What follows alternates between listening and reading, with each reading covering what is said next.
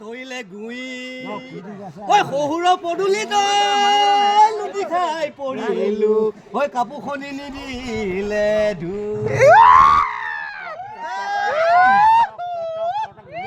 ৰৈ ৰৈ ৰতি মইনামতি তোমালোকৰ ঘৰলৈ